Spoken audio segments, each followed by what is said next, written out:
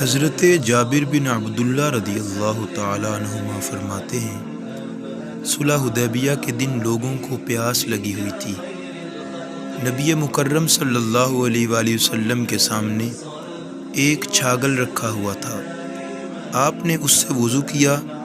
اتنے میں لوگ آپ کے پاس آ گئے تو آپ نے فرمایا، کیا بات ہے؟ لوگوں نے کہا، یا رسول اللہ، جو پانی آپ کے سامنے پڑا ہے، اس پانی کے علاوہ وضو کے لیے اور پینے کے لیے کوئی پانی میسر نہیں۔